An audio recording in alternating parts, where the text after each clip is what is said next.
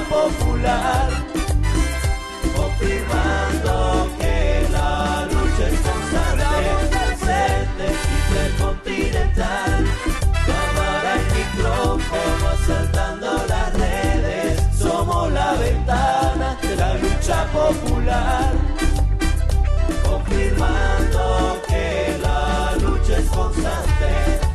Danos un me gusta, ven participemos, comparte las transmisiones.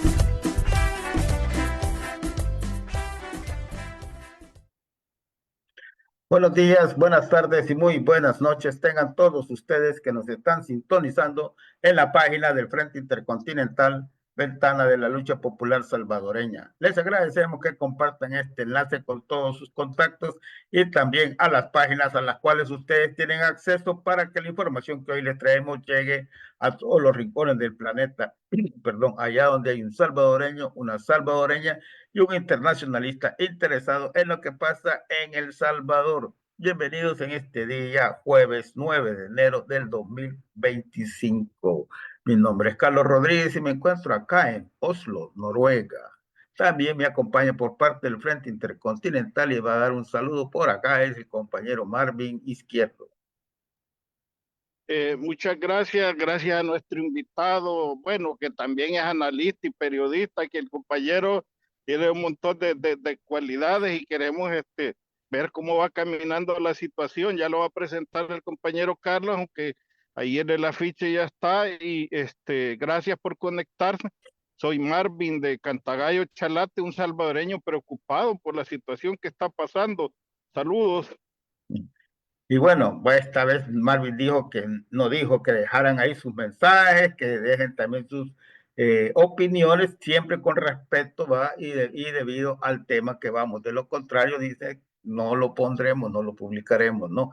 Pero sí hay que intercambiar, digamos, las informaciones y opiniones que vayan, que tengan, digamos, en el mismo sentido de los temas que aquí vamos a tocar. Así que bienvenidos todos ustedes.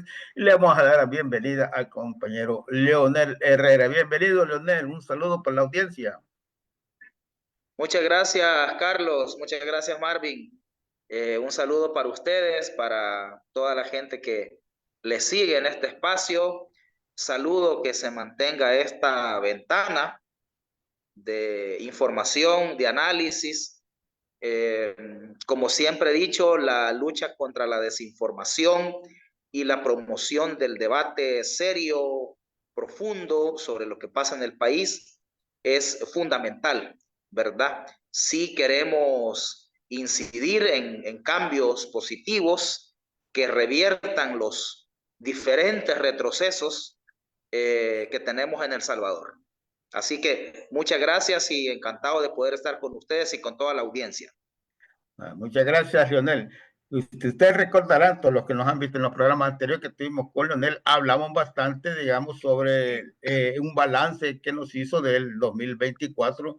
Él hizo unos punteos, pero nos quedamos bien cortos, digamos, en las perspectivas del 2025. Razón por la cual también ahora lo hemos invitado precisamente para entrar a eso, de cómo se perfila, digamos, el 2025 en todos los diferentes aspectos, tanto en la comunicación, como usted acaba de decir, la información, como el movimiento social, como la economía, el mismo estado de sección y todo aquello que repercute, digamos, en la situación de nuestro país. Así es que los micrófonos para ti, Leonel, para que nos digas cuáles son las perspectivas para el 2025.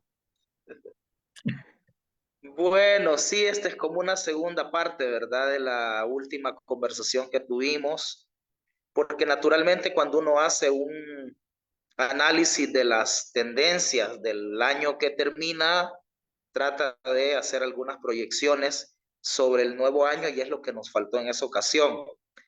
Mira, yo diría que en el 2025 algunas cosas van a seguir igual. Otras probablemente van a agravarse. Y en medio de eso creo yo que también algunas perspectivas positivas puede haber. Entonces, digamos, yo diría que en el plano de lo político, institucional, vamos a continuar con esta misma dinámica de una forma de gobernar sin transparencia, sin diálogo social, tomando decisiones a la conveniencia del grupo gobernante y a la medida del proyecto económico que están impulsando, y de espaldas a los intereses de la gente. Creo que esa tendencia no va a cambiar porque es el estilo de este gobierno, es su esencia, ¿verdad? La opacidad, el no escuchar a la gente y el mantener un estilo autoritario. Yo creo incluso que aquí vamos a tener algunas novedades. Es muy probable que, por ejemplo, la represión militar hacia el movimiento social, hacia las resistencias, lo empecemos a ver ya este año. De hecho, el gobierno se ha jactado de que aquí no hay periodistas presos, que hasta hoy no se ha usado, dice el señor Bukele, una bala de goma para reprimir una manifestación. Yo creo que este año eso se termina. La señal la estamos viendo ahorita con la militarización que están haciendo en San Isidro, Cabañas, en las regiones donde pretenden desarrollar proyectos mineros.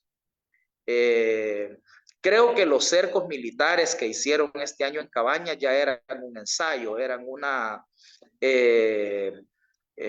proyección de lo que piensan hacer, los cercos militares en Santa Marta, como para tratar de cercar a una comunidad, de inmovilizarla, y los cercos en todo el departamento ya era pensando en tomar el control de espacios más grandes, ¿verdad?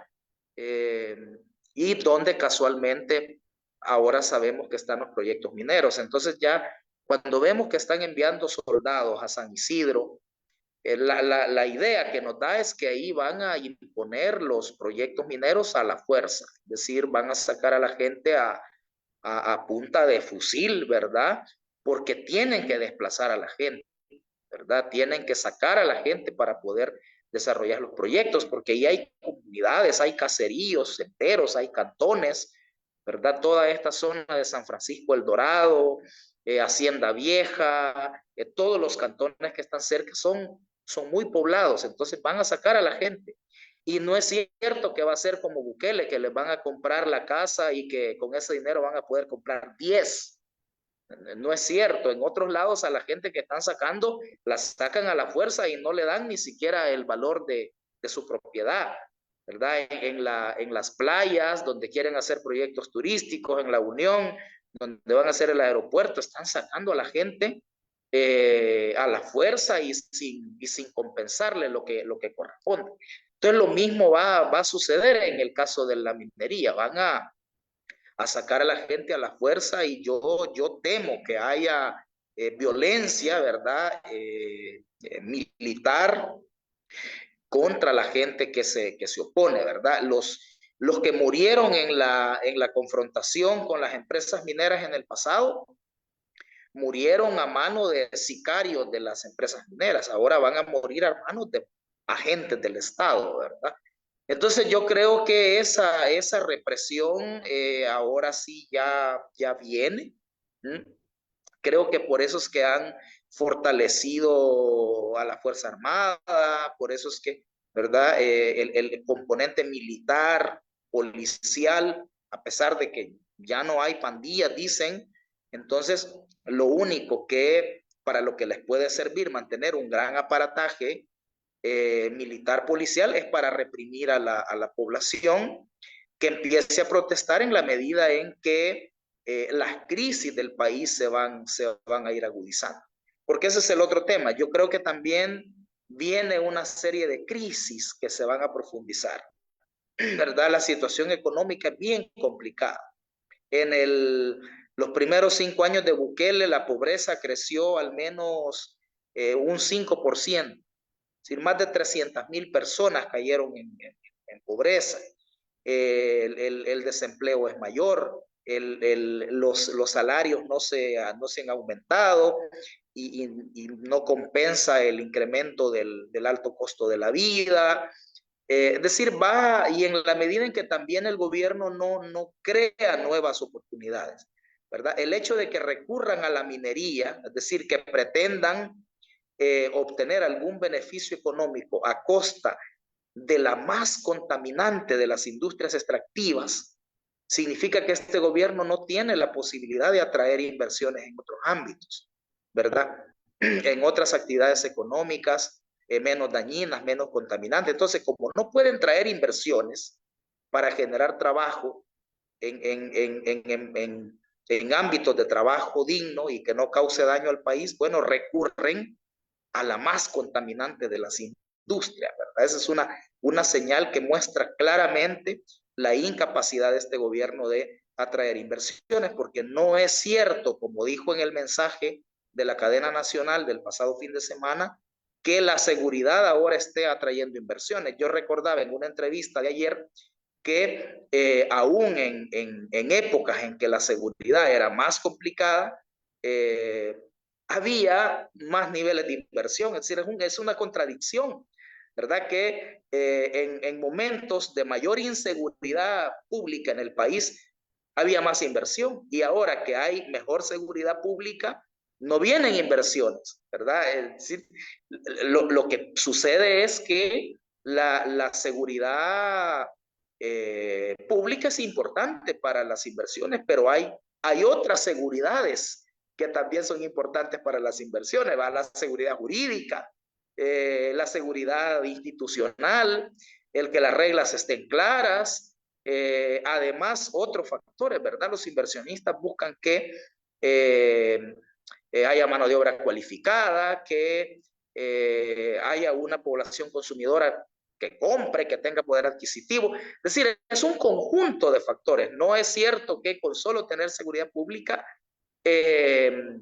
vaya a venir la cantidad de inversiones como dice la narrativa gubernamental. Yo estaba viendo que uno de los países que ahorita en América Latina está acaparando la mayor cantidad de inversiones chinas y de todos lados es México.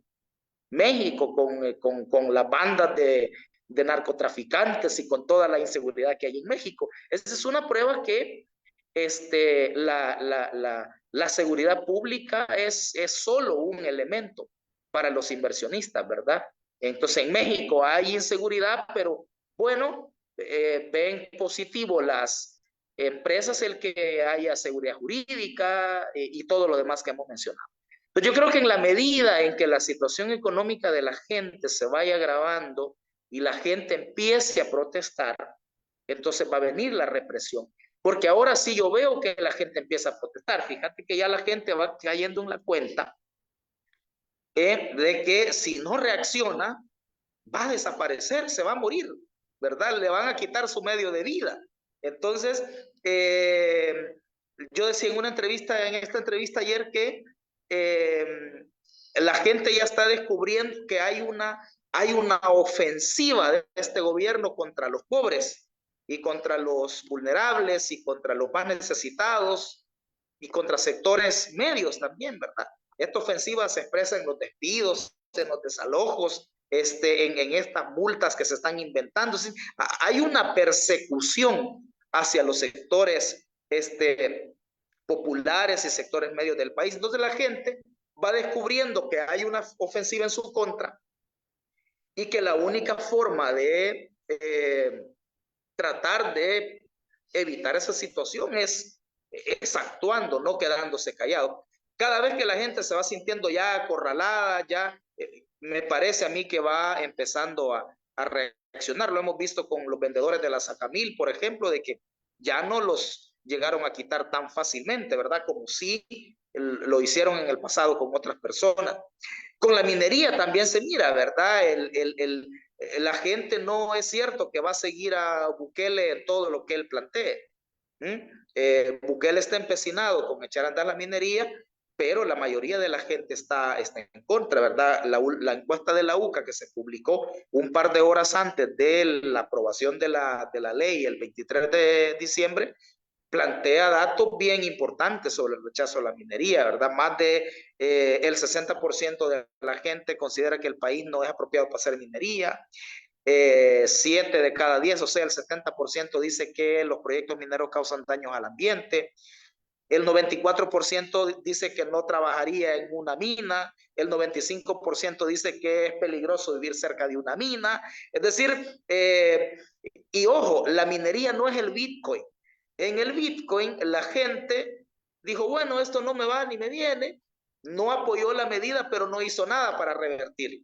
El Bitcoin se revierte hasta ahora por presión del Fondo Monetario Internacional para dar los 1.300 millones, pero la gente no hizo nada para tratar de revertir el Bitcoin, porque vio que no le afectaba. Con el caso de la minería, la gente sí ve que la minería le va a afectar.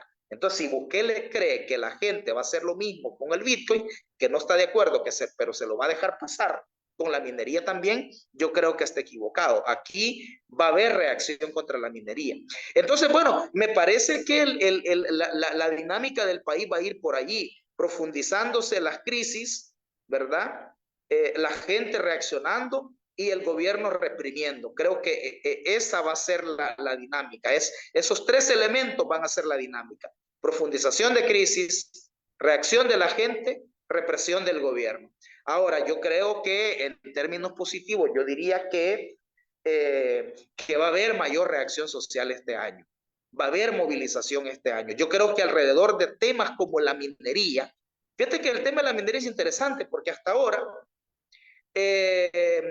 los despedidos, la gente que no es despedida no se siente afectada. Por las violaciones de derechos humanos en el régimen de excepción, la gente que no es afectada ve de lejos el problema, incluso aplaude el régimen de excepción. Y podemos mencionar otros temas donde la gente como no siente que está afectada directamente, no se ha mostrado parte. Pero con la minería es interesante. La gente sí siente que va a ser afectada y que va a ser afectada su salud, su vida, ¿verdad? Es decir, aquí ya no estamos hablando de que con la minería el país pierde la democracia, pierde derechos. No, no, no. Perdería lo más fundamental, que es la vida. Entonces yo creo que alrededor de este tema se puede ir generando un movimiento social amplio, un verdadero movimiento de resistencia que miren, podría empezar y ser el inicio del fin de este régimen, ¿verdad? Lo que pasa es que el régimen está menospreciando la reacción de la gente. Ese es un error que están cometiendo. Creen que tienen dormida a la gente y que la gente les va a seguir todo. Lo de la minería me parece que es una señal de que eso no es así. Bueno, como para hacer una introducción así, una mirada general de lo que nos podría suceder este año. Gracias, Leonel. Mira, yo aquí hablando con el compañero Carlos y con los demás compañeros, pues los expertos y gente como tú en el periodismo y en la lucha social, los compañeros de Santa Marta, lo que dicen que reactivación de la minería igual que envenenar el agua, la poca agua dulce, que lo digo lo más sintetizado posible, pues, y que como sociedad pues no podemos permitirlo. Y llama la atención eso que tú dices, que esto hasta ha unido sectores que habían mantenido hasta este momento pasivos, pues, ¿verdad? Como quien dice, algunos hasta apoyando a este gobierno, algunos sectores de la iglesia católica, algunos sectores de la iglesia evangélica, que ahora claramente este tema nos ha unido. Y la otra es los despidos, pues, o sea, un gobierno que reduce salud, educación, pues, ¿verdad? Para ahorrar dinero,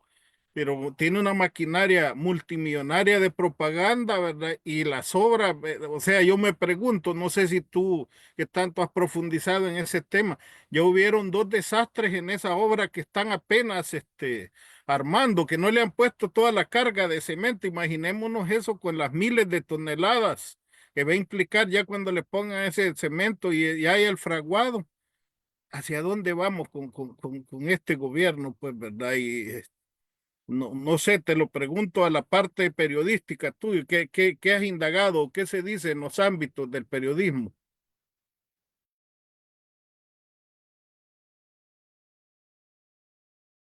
Tu micrófono, Leonel, tu micrófono. Perdón. Sí, yo creo que ahí señalas un aspecto importante de por qué el rechazo a la minería tiene posibilidad de aglutinar a más sectores, ¿verdad?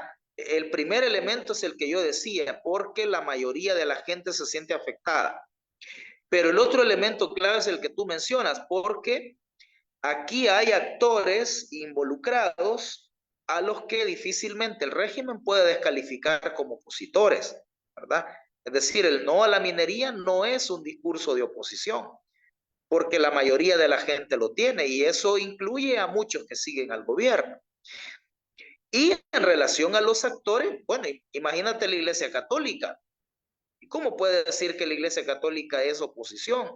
Si Monseñor Fernando, perdón, Escobar Alas estuvo ahí en la toma de posición inconstitucional el 1 de junio dándole su bendición. Bueno, no puede decir Bukele es opositor, ¿verdad? Porque está contra la minería.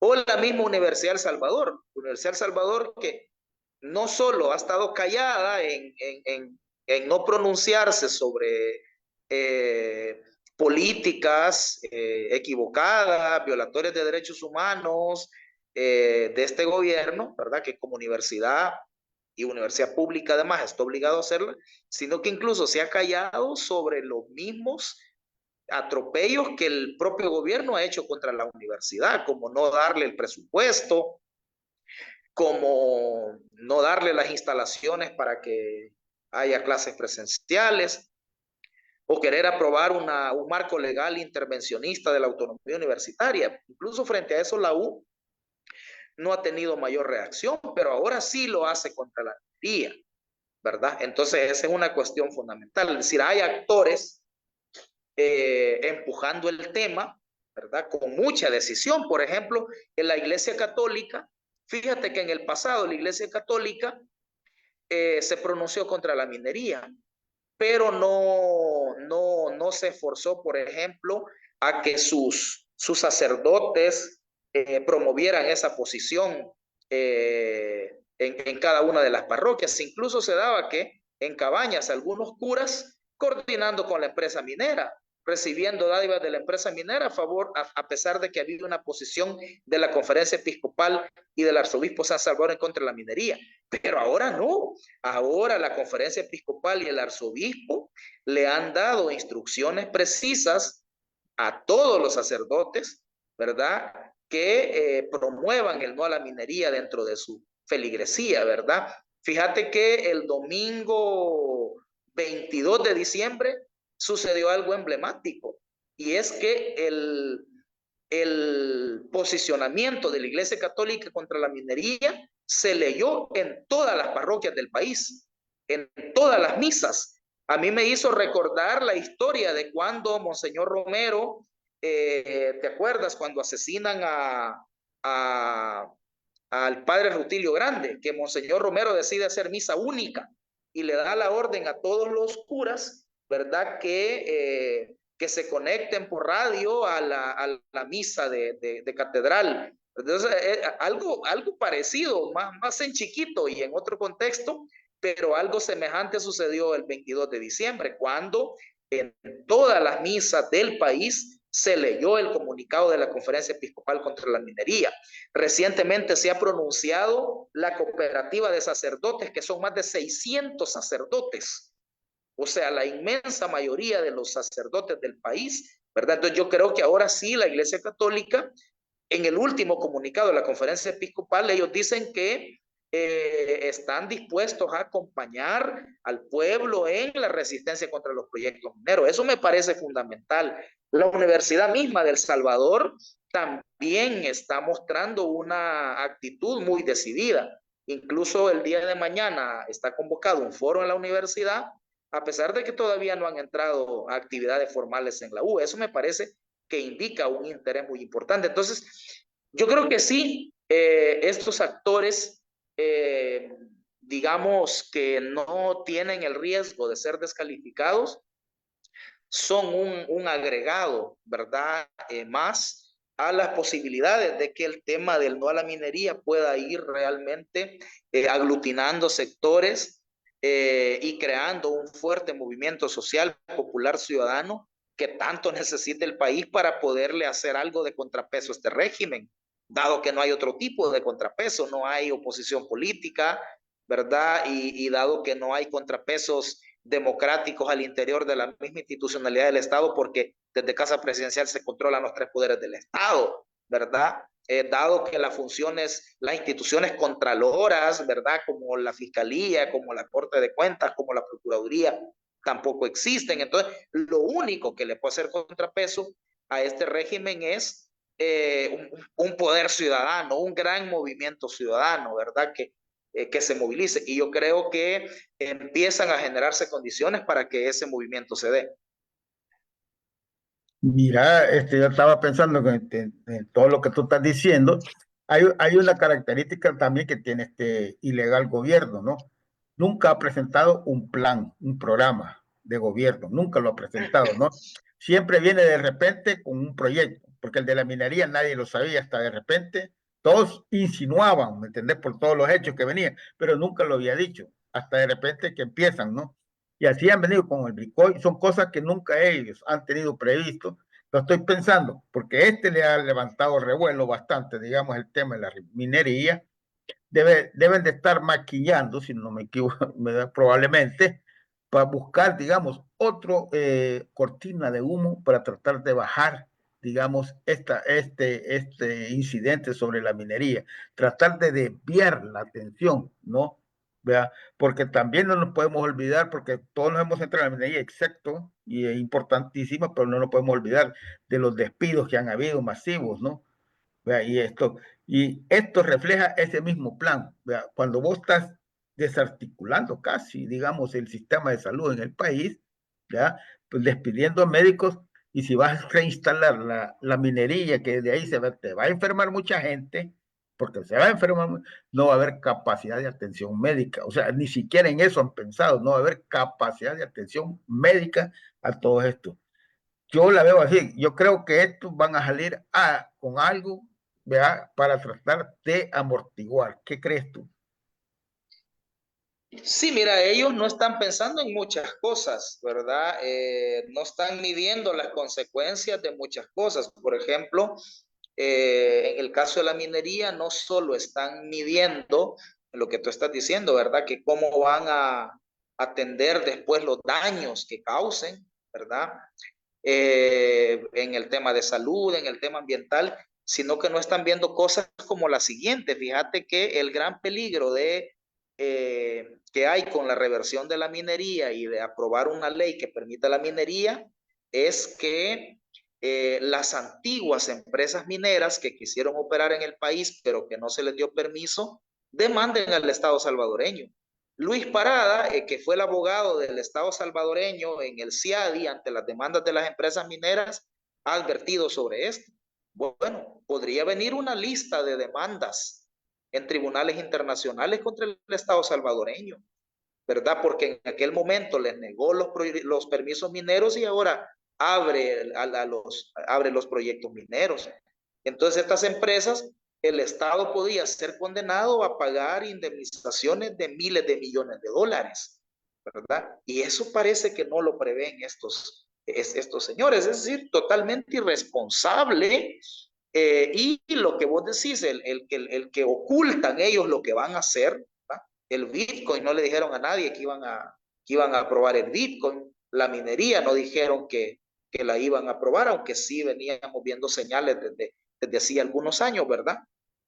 Pero yo te aseguro que si ellos en campaña dicen que van a derogar la prohibición de la minería, no hubieran ganado diputados, ¿verdad? Es decir, es un gobierno totalmente deshonesto, intransparente, que le miente y que le oculta a la población. Es decir, es muy delicado, ¿verdad? Entonces uno no sabe qué es lo que van a hacer, ¿verdad? Lo de la energía nuclear que sacaron, no le dijeron a nadie. Lo de la minería no le dijeron a nadie. El Bitcoin no le dijeron a nadie.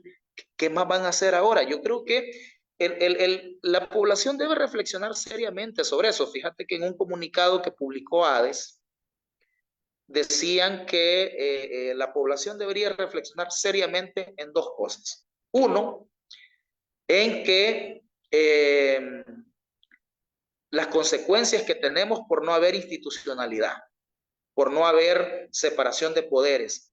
¿A qué sala de lo constitucional vas a recurrir ahora para tratar de revertir la ley de minería que aprobó la Asamblea?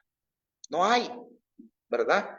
Entonces hay un serio problema con que no haya institucionalidad, porque tanto los diputados como los magistrados de la Corte Suprema están controlados desde Casa Presidencial. Entonces yo creo que la gente que ha venido apoyando este gobierno debe analizar seriamente este problema, las consecuencias que hay por no tener institucionalidad, ¿verdad? Y plantearse un proceso de reconstrucción institucional. Y el segundo problema sobre el que ADES proponía reflexionar tiene que ver con el hecho de que haya un gobierno que no escucha, que hace lo que quiere y sin tener argumentos técnicos, sin tener estudios, y a pesar de la oposición de la mayoría de sectores de la población. Un gobierno en cualquier lugar del mundo que un proyecto se lo rechace la mayoría de la población en las encuestas, que se lo rechace la Iglesia Católica, que se lo rechacen las principales universidades, que se lo rechacen los académicos, los expertos, bueno, ese gobierno se pega un frenón, se detiene, pero no, este gobierno, yo creo que hay que reflexionar. Yo invito a la gente que apoya este gobierno a que reflexione seriamente sobre ese problema de un gobierno que hace lo que quiere, sin importarle lo que diga la gente, sin importarle lo que digan los diferentes sectores, y a pesar de que se demuestre que esos proyectos van a ser muy perjudiciales para el país, en el caso de la minería, al punto de amenazar la vida directamente y poner en riesgo la existencia misma del país. Y yo agregaría un tercer problema, ¿verdad?, para reflexionar, que es este. Bueno, ¿qué gobierno es este que no nos dice qué es lo que va a hacer? Que no nos avisa, ¿verdad? Que tiene planes, pero que no ha sido consecuente con esos planes. Fíjate que en el plan Cuscatlán, que presentó Bukele en su primer periodo, porque hoy para el segundo no presentó nada, ¿verdad? No se comprometió a nada. Puso que entre las medidas de protección del medio ambiente, puso que iba a cumplir cabalmente la ley de prohibición de la minería. Ese fue el compromiso. Y lo que viene a hacer es totalmente lo contrario. Viene a revertir la ley que prohíbe la minería. Y hay un montón de cosas en su famoso plan Cuscatlán que no hizo. Con la universidad, ¿qué puso en el plan Cuscatlán? 18 medidas que puso para fortalecer la universidad, incrementar el presupuesto, convertir en un centro tecnológico a la U, dotarla de mayores recursos académicos, abrir nuevos centros universitarios en otros departamentos del país. ¿Y qué hizo? Nada.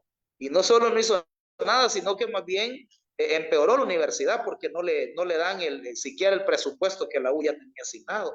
Entonces, ¿qué tipo de gobierno es este? Les pregunto yo, que no hace lo que puso en sus planes, sino que hace totalmente lo contrario. Entonces yo creo que por ahí deberíamos provocar alguna discusión, ir abriendo brecha de debate con sectores que todavía están con este gobierno. Sí, Leonel, pero ahí viene uno, a mí el cinismo de este gobierno y sus funcionarios me deja pasmado, como decimos en salvadoreño, porque ahí vemos un diputado, se me ve el nombre de este payaso, pero es un diputado que aparece hasta en una cueva, entiendo de dónde hubo contaminación por minería, condenando la contaminación hace unos años, pero ahora este mismo diputado dice de que ya no contamina. El mismo Bukele, cuando el abogado Luis Parada ganó el juicio a las minerías en el extranjero, ¿verdad? Para no pagar esa indemnización, pues hizo un Twitter en el cual manifestó un regocijo, pues, ¿verdad? Y que era un día especial para el país, pero ahora O sea, la mina ayer contaminaba, hoy ya no. Entonces, y ahí entra lo que tú dices. Y yo he venido señalando, y algunos de nosotros, uno de los problemas de El Salvador es que no tenemos institucionalidad, pues, ¿verdad? Digamos, aquí en Toronto, incluso la ciudad, ¿verdad? Donde yo vivo, si se determina, ¿verdad? Todo el consejo de que es necesario ampliar la línea del tren, aunque llegue alguien de la oposición, ese es un hecho que hay que hacerlo, pues, ¿verdad? Sea, llegue el que llegue, pues, ¿verdad? Porque ya se aprobó por un consejo, pero en El Salvador parece que proyectos buenos estoy hablando, o proyectos necesarios, o prohibiciones que eran necesarias, llega otro gobierno y dice, no, esto no sirve, hoy lo vamos a hacer así. ¿Por qué no avanzamos como país? ¿Cómo lo ves tú? ¿Por qué caemos en manos de charlatanes? Sí, fíjate que la reversión de la prohibición de la minería no solo es una contradicción en las posturas de Bukele, ¿verdad? Que como decías en el pasado, él se pronunció en contra de la minería. No solo es un incumplimiento a sus planes, ¿verdad? Porque en el plan Cucatlán puso que iba a cumplir la ley que prohíbe la minería, sino que también, más grave aún, es un abuso de enormes implicaciones por las consecuencias que tendría la minería para el país y porque la minería, la prohibición fue resultado de un amplio acuerdo nacional, de un gran consenso nacional, donde la mayoría de sectores del país convergió en la posición de la minería no, y eso dio resultado a aprobar de manera unánime una ley. Entonces vos decís, en Canadá, allá hay proyectos de largo plazo y quien llegue, ¿verdad? A gobernar, los mantiene porque es un consenso de la sociedad, porque son proyectos nacionales de largo alcance. Entonces, la prohibición de la minería aquí debieron respetarla todos los gobiernos. O sea, cuando el país decidió la minería, no, era para que todos los gobiernos que llegaran de ahí en adelante, eso no lo podían cambiar, ¿verdad? Es un acuerdo nacional. Los acuerdos nacionales no los puede tocar ningún gobierno, ¿verdad? Un acuerdo nacional fueron los acuerdos de paz. Entonces, los acuerdos de paz no podía llegar un gobierno y decir, bueno, yo voy a anular los acuerdos de paz. Que no los cumplieron, bueno, esas son otras cosas. Pero no podía llegar formalmente a decir, voy a anular esos acuerdos. Igual con la prohibición de la minería. Este es un acuerdo nacional. El país decidió que para mantener las posibilidades de seguir existiendo como nación, no había que permitir la minería. Y por tanto, se debe respetar. Pero llega el gobierno de Bukele y lo echa atrás de un plumazo, sin importarle una lucha de 12 años, sin importarle que hubo muertos, sin importarle la sangre de los mártires. La ley de prohibición de la minería se escribió con la sangre de personas que murieron defendiendo su agua, su ecosistema y su vida frente a los proyectos mineros. Entonces, este es el abuso más grande que ha cometido Bukele hasta hoy.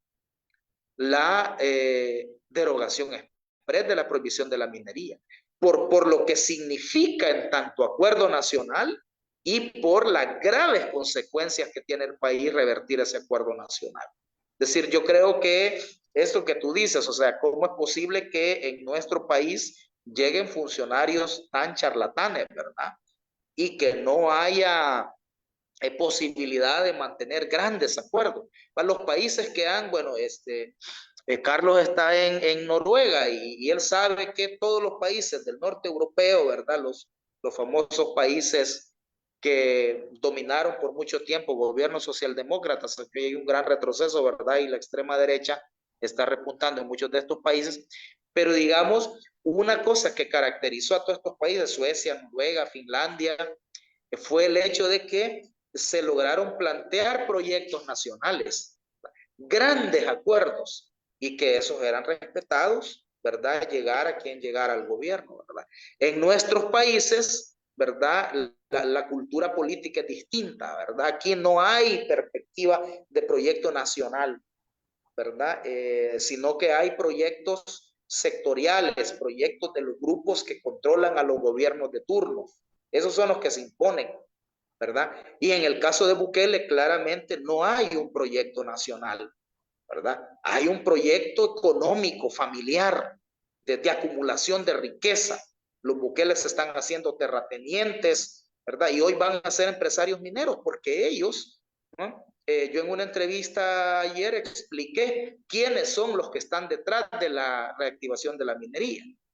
Y hay una investigación periodística que ha encontrado que es una empresa estadounidense que se llama Titan Resurgence Limited, que está aliada con capitales hondureños, y estos capitales hondureños son los que probablemente están aliados con Bukele. Entonces, lo que tenemos es un grupo familiar ansioso de acumular riqueza, ¿verdad? Para convertirse en grupo oligárquico, dejar de ser una familia que si bien ha sido millonaria, pero que ha estado en la periferia, al margen de la argolla oligárquica histórica del país, ahora ellos están haciéndose terratenientes y haciéndose más millonarios y utilizando el Estado para eso, están convirtiéndose también en un grupo económicamente dominante, en un grupo oligárquico.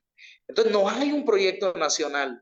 Quien crea que el buquelismo tiene un proyecto, yo he escuchado a algunos pseudo intelectuales, propagandistas del buquelismo, que hay un proyecto que es atraer el turismo. No, esas son acciones específicas económicas, ¿verdad?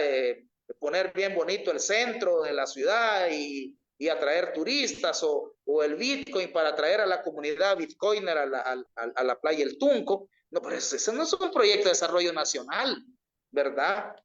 O sea, ahí no hay una apuesta de superar la pobreza, una apuesta de reducir la concentración de la riqueza, una apuesta de elevarle el nivel educativo, una apuesta de elevar la calidad de la salud, una apuesta de generalizada de llevarle servicios básicos a la gente, una apuesta de verdadera de atracción de inversiones y de promover empleo en el país. No hay un plan de desarrollo. Entonces, con el gobierno de Bukele, no solo no hay un plan de país, sino que se ha venido a expresar en su máxima forma esta política charlatana que sí, ¿verdad? De un funcionario que yo siempre digo, Bukele es cualquier cosa, Bukele es un influencer, es una celebridad, es cualquier cosa, pero menos un presidente, un jefe de Estado que tenga un plan para sacar al país adelante y de políticas económicas, sociales, ambientales orientadas a cumplir con este plan. Leonel, disculpa, te voy a interrumpir, hagamos un ejercicio. ¿Va?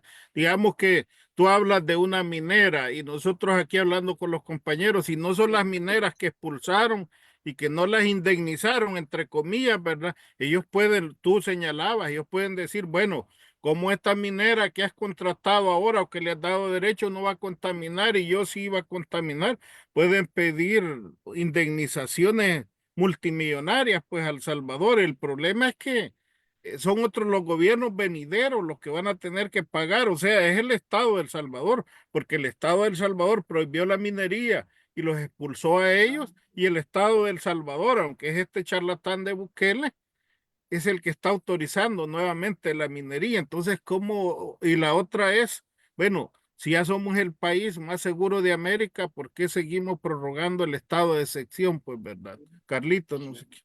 Y no, es que como estamos a eso del Estado y el gobierno, ¿no? Hay que hacerle la diferencia a la gente, porque el Estado, digamos, es estable, porque es el Estado de El Salvador. Lo que el gobierno hace es administrar, digamos, los bienes del Estado, ¿no? En ese contexto. Y por eso, cuando esos proyectos, que se está hablando con proyectos nacionales, con proyectos de Estado, ¿verdad? Independientemente, el gobierno que viene tiene que concluirlos, ¿verdad? Y no pasó así con el Rosales, no ha pasado así con los hospitales que no se construyeron, ¿verdad? Entonces, que eso es un proyecto de Estado. Sí terminaron el del aeropuerto porque ya estaba más del 70% adelantado, no porque no lo hubieran hecho tampoco, ¿verdad? Eso es un proyecto de Estado. Y yo me he estado dando cuenta de una cosa, el problema está que muchos lo están tolerando a este ilegal, porque miente mentira tras mentira, tras mentira y tras mentira, ¿verdad? Y dice una cosa y luego dice otra que es contraria a lo que lo dijo anteriormente, ¿verdad?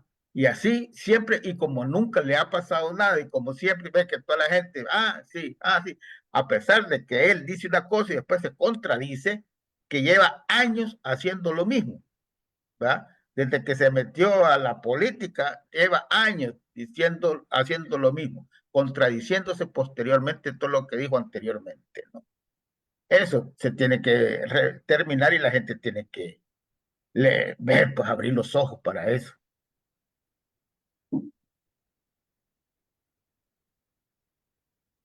Y bueno, sí, porque también ya tenemos aquí, como tenemos otra entrevista, pero sí, dentro de todas las perspectivas que tú nos has dado ahorita, que espero que a la gente le haya quedado bien claro, ¿me entendés?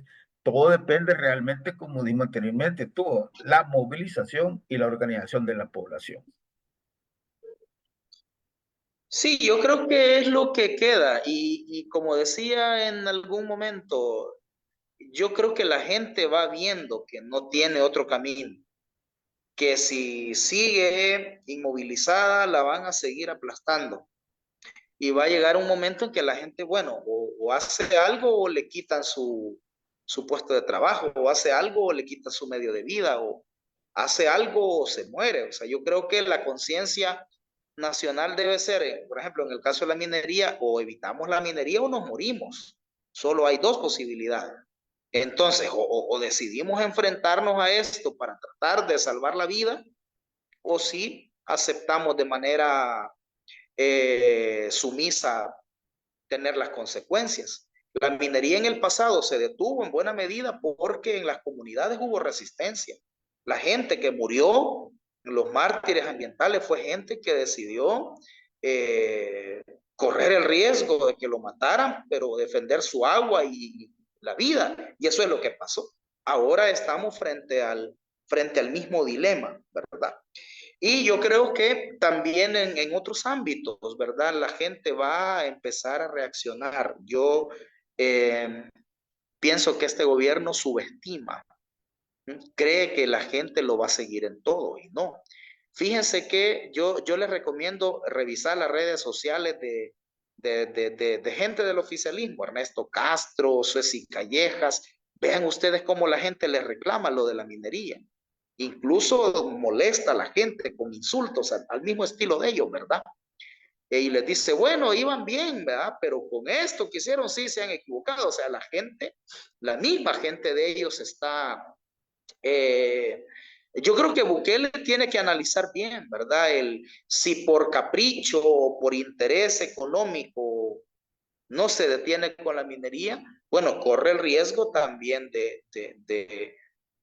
generar un mayor descontento social, ¿verdad? Que a la postre pueda significar el inicio de su caída, ¿verdad? Yo creo que sí, ellos están pensando probablemente sacar toda la plata que puedan y después irse, ¿verdad? Irse para Qatar, para Turquía, pero necesitan estar un buen tiempo más todavía gobernando y si hacen cosas que exacerben el descontento social, su proyecto de permanecer un buen tiempo en el poder se puede ver frustrado también. Vamos a ver qué es lo que deciden finalmente.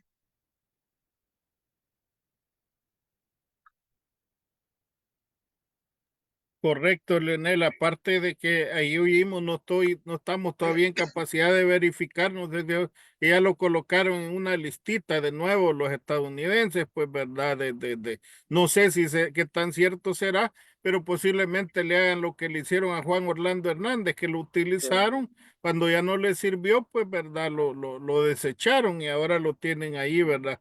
Parece que 45 años lo han condenado, pues entonces, yo diría que Bukele, esa amistad supuestamente o esa cercanía con Trump no debería de hacer cuentas alegres, porque eso es un boomerang, pues, ¿verdad? Y el boomerang es que si Trump cumple la promesa de campaña de él, ojalá esperamos que no la cumpla, de deportar a miles de salvadoreños. El Salvador no está en capacidad de generar trabajo, etcétera, etcétera. Más si son cabezas económicas de familia, no veo cómo podamos, como país, absorber ese montón de gente, pues, que pueda ser expulsada, pues. Bueno. Sí, ahorita Bukele se siente envalentonado con Trump. Piensa que puede hacer lo que quiere, que por lo menos en estos 4 años no va a haber ningún reclamo gringo sobre respetar la democracia, respetar los derechos humanos. Entonces se siente con carta blanca para hacer lo que quiere, ¿verdad? Se sienten envalentonados, pero ciertamente el efecto contrario que pueden tener es ese. Si Trump cumple su amenaza de deportar a cientos de miles de personas, El Salvador puede ser uno de los países más afectados. Y eso decir, y son las ironías, ¿verdad? Hay gente que le digo, mire, ¿y qué piensa usted de un presidente que tiene a la mayoría digo, que tiene una gran cantidad de gente en Estados Unidos y que la economía depende de eso, que en vez de apoyar a quienes apoyan a los migrantes allá, apoya al racista que quiere expulsar a los migrantes? O sea, es uno de los insentidos, uno de los absurdos, ¿verdad? Bukele hace y dice cosas tan absurdas. Por ejemplo, eso de decir que con el dinero de la minería va a descontaminar los ríos. No, van a quedar más contaminados los ríos. Es decir, solo alguien con un sentido del absurdo puede decir semejante cosas. Es como que yo diga, para que se me quite el hambre no voy a comer. Es decir, ¿verdad? Pero ciertamente el tema con Trump es ese. Ellos se sienten envalentonados con Trump, ¿verdad? Porque se sienten impunes, pero Trump puede cumplir su amenaza de echar a miles de salvadoreños. Trump es un tipo sin códigos, es un tipo pragmático. O sea, en cualquier momento la buena relación que pueda tener con Bukele la puede echar al traste, ¿verdad? Bueno, ya vimos en la campaña, pues, ¿verdad? Cómo fue que, a pesar de que el hijo de Trump estuvo en la toma de posesión de Bukele, después en la campaña Trump habló en mal de Bukele, ¿verdad? En el tema de las pandillas. Entonces, Trump es un tipo sin códigos, un tipo sin escrúpulos, que no tiene lealtades. O sea, si Bukele cree que ahí tiene una relación segura, se equivoca.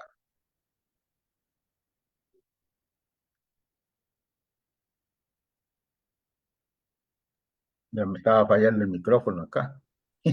Sí, no, ahí tienes toda la razón, ma. Y para que le duela más, me parece que se va a anexar también Canadá, ¿no? El Trump por ahí, ¿no? O sea, o sea que Sí, no respetan ni a los grandes, que van a andar respetando al ilegal que tenemos ahí, ¿me entendés? Si quiere comprar Groenlandia y todo, o sea que ni caso le va a hacer al ilegal, hombre. Es lo más absurdo que pueda tener si vos todos tenés una confianza con Trump. Que adopte mejor a Noruega, le vamos a decir, ¿verdad? Noruega es más pequeña. Así es que, bueno, Leonel, vamos a ir terminando acá el programa, ¿verdad? Me gustaría que hicieras un llamado a la gente que nos está escuchando antes de darle finiquito. Bueno, siempre mis últimas palabras son para agradecerles a ustedes por su esfuerzo de mantener estos espacios, y a la gente también pedirle que se mantenga informada, debatiendo, expresando su solidaridad a las salvadoreños y salvadoreñas que nos están viendo fuera de las fronteras, a que estén pendientes, que apoyen en la medida de lo que puedan las luchas en El Salvador, ¿verdad? Fíjense que en el caso de los ambientalistas de Santa Marta, que fueron procesados justamente por venir denunciando la posible reactivación de la minería, el próximo 3 de febrero les van a hacer otra vez el juicio por el mismo caso. Ya habían sido sobreseídos, pero por petición de la Fiscalía, una cámara anuló resolución que les daba sobreseimiento definitivo y han ordenado repetir el juicio en otro tribunal, es decir, someterlos a un doble juzgamiento, lo cual es totalmente ilegal, ¿verdad? En contrasentido con los principios elementales del debido proceso judicial. Entonces necesitamos mucha solidaridad, necesitamos apoyo, y aquí yo hablo en primera persona porque estoy apoyando este esfuerzo, porque soy parte del movimiento, digamos, de apoyar esta causa de libertad de los compañeros. Así que yo quisiera cerrar con eso, diciéndoles que hay que expresar solidaridad con los ambientalistas de Santa Marta, hay que expresar rechazo, denunciar, ¿verdad?, internacionalmente este doble juzgamiento, ¿verdad? Aquí no hay la investigación de un supuesto delito, lo que hay es agarrar eso de pretexto para criminalizar y perseguirlos por su labor ambiental, ¿verdad? Y ahora que Bukele se quita la máscara con la minería, ¿verdad?, queda más confirmado que es el trasfondo de la reactivación de la minería lo que está detrás de esta persecución con la gente de Santa Marta. Entonces necesitamos incrementar las voces de denuncia y la solidaridad, ¿verdad? Para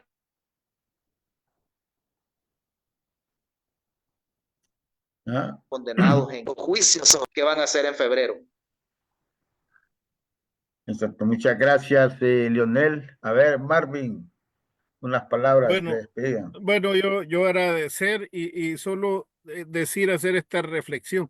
Si los agrotóxicos, los herbicidas, pesticidas, generaron miles de muertos, han generado todos estos años por insuficiencia renal, problemas de cáncer, imaginemos con el agua contaminada de minería, y lo que decía Leonel, esperamos tener a los compañeros aquí de Santa Marta, porque es importante eso, pues para mí es atar de manos y de pies a líderes, pues, ¿verdad?, que están en contra de la minería, pues, pero no permitir eso como pueblo, pues, ¿verdad?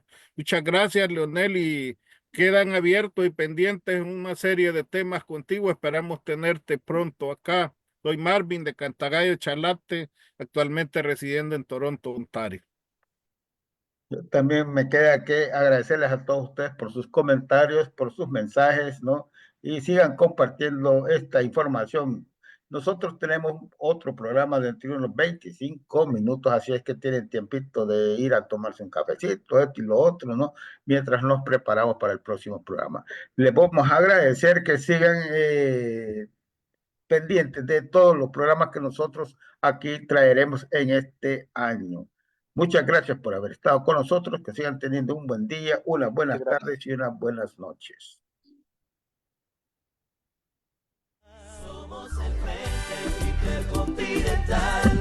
Cámara y micrófono asaltando las redes, somos la ventana de la lucha popular, confirmando que la lucha es constante, presente intercontinental. Cámara y micrófono asaltando las redes, somos la ventana de la lucha popular, confirmando que la lucha es constante. Danos un me gusta, participemos, comparte las